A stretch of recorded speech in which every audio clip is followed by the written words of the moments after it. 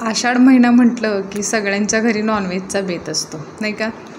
आणि सगळ्यांना छान छान नॉनव्हेज खायला आवडतं. तसेच मी चिकन रस्सा चिकन फ्राय बनवलं आहे. तर आपण बघूया चिकनची रेसिपी. हाय हॅलो नमस्कार, मी काजल द महाराष्ट्रीयन पॉटमध्ये तुम्हा सर्वांचं खूप खूप स्वागत आहे. तर तुम्ही बघू शकता इथे मी पहिला ह्याच्यावरती गॅसवरती फ्लेमवरती डायरेक्ट कांदा आणि खोबरं भाजून घेतलं होतं. ते पुन्हा चॉप करून पुन्हा मी तव्यावरती पण भाजलं आणि मग मसाला बारीक केला.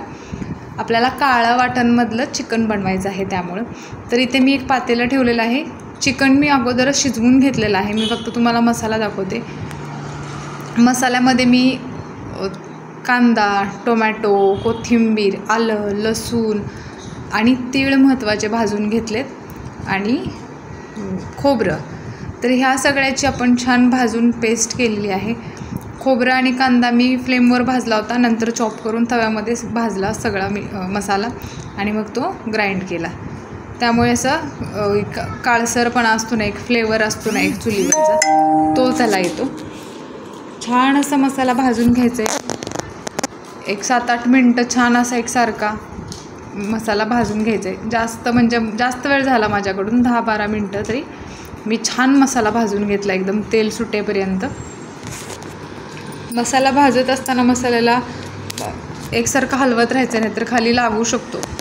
मसाला छान तेल सुटेपर्यंत आणि मसाल्याचा कलर चेंज होईपर्यंत आपल्याला मसाला भाजून घ्यायचा आहे. 10 मिनटं मसाला भाजला ना, 8-7 नाही आणि 12 पण नाही, 10 मिनटापर्यंत मसाला भाजला ना तुम्ही, खरंच ते जे कालवण बनतं ना चिकन मटन, ते एवढं सुंदर बनतं ना. खरंच बघू शकताय तुम्ही, कलर एकदम चेंज झाला आहे.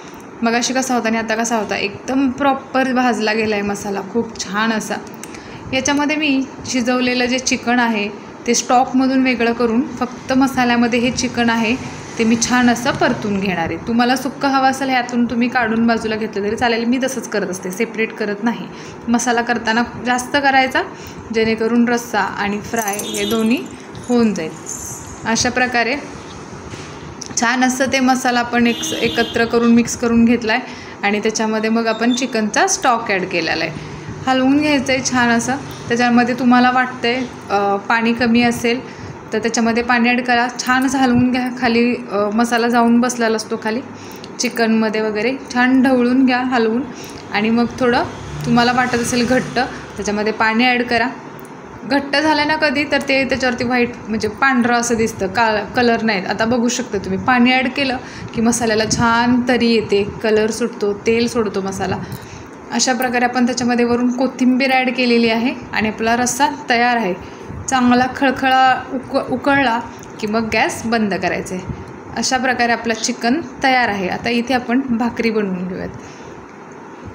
आता भाकरी थापलेल्याचं रेसिपी नाही मी टाकलेली. भाकरी सगळ्यांनाच बनवता येते.